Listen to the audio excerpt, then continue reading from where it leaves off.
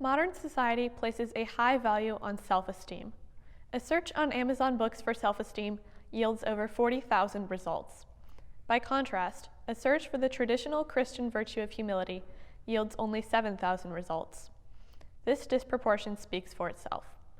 Today, it seems that humility is only commendable when it is coupled with a healthy sense of self-esteem. This type of humility, however, does not initially appear to be the humility that Saint Benedict describes in his rule for monasteries.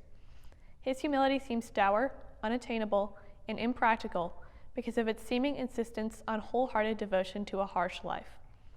Indeed, his humility appears to praise someone, quote, content with the lowest and most menial treatment, someone who is convinced that he is, quote, truly a worm and no man, and someone who judges himself, quote, always guilty on account of his sins.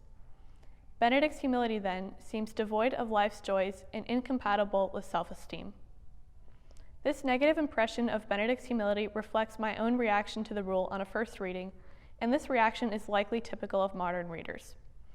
Benedict's rule appeared to devalue the ubiquitous societal emphasis on self-esteem, an emphasis all the more pervasive in our current world, which is fraught with desperation and insecurity. The disconnect between Benedict and his audience, though, arises because modern readers, like me, apply a recent definition to an ancient text. It is not the rule, but the tendency to interpret it with a purely contemporary eye that is dangerous. Indeed, it is recognizing that Benedict's humility is not modern humility that allows us to fully enter his text and appreciate his notion of humility. This realization began, for me, through reading Sister Aquinata Beckman's commentaries on the Rule of Saint Benedict. In it, we see that for Benedict, humility is not an acquisition, but an experience, not a static stability, but a journey with Christ.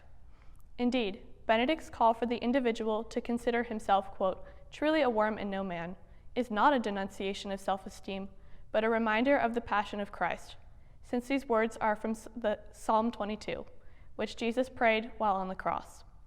A humility based on a personal relationship with God is more accessible to modern Christians than our modern conception of humility as incompatible with self-esteem. In his rule, Benedict describes humility using a ladder analogy. As a ladder is a tangible link between earth and sky, so too does Benedict's humility link the earthliness of humanity with inherent divinity, inviting each person to experience God's grace. As we develop our own identity throughout our ascent of the ladder of humility, though, we also develop a personal relationship with God. Indeed, we begin to forge a personal relationship with God in the very first rung of humility, where, as Beckman writes, Benedict, quote, emphasizes that God has expectations of us, giving us time and again opportunities to change for the better.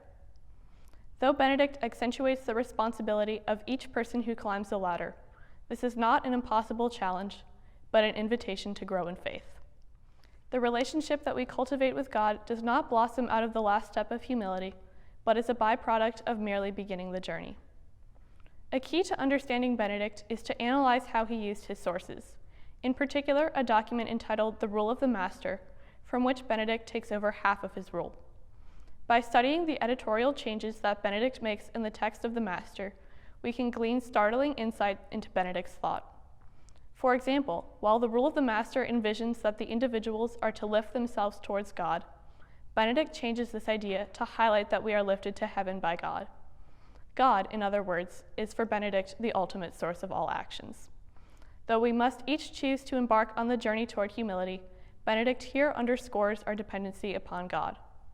He further highlights our innate need for God at the end of the sixth step of humility, perhaps one that initially seems most repulsive, as it calls for the individual to be content with the, quote, lowest and most menial treatment.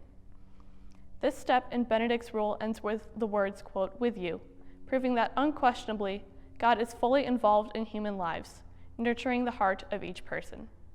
Such an intimate relationship requires our humility, which allows us to accept our need for God in our lives. Humility, therefore, is not the degradation of the self, but the acceptance of a personal relationship with God. Benedict, however, spotlights not only our actions in his rule, but also God's own actions.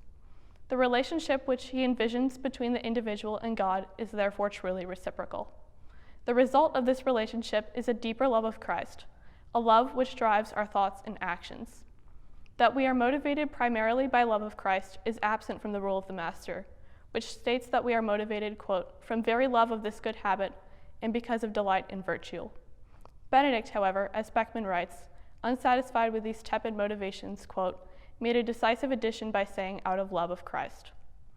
In Benedict's rule, it is thus explicit that we are motivated not just by virtue, but by love of Christ.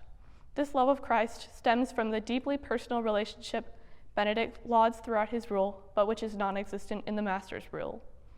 Indeed, Benedict's attention towards the actions of both the individual and God illustrates his devotion to making humility truly attainable and realistic. Humility in relationship with God, then, each unfold into the other, and cannot be separated. Benedict's humility is no doubt different from today's unmoderated humility, in its emphasis not on the destruction of self-esteem, but on the cultivation of relationship with God. This personal relationship, which permeates his ladder of humility, is both an echo of centuries past and an individual invitation to a new relationship and stronger faith. Christian humility, then, is neither obsolete nor dangerous. Rather, it is perhaps paradoxically both universally accessible and innately personal, applicable to both Benedict's monasteries and our own modern world. Thank you.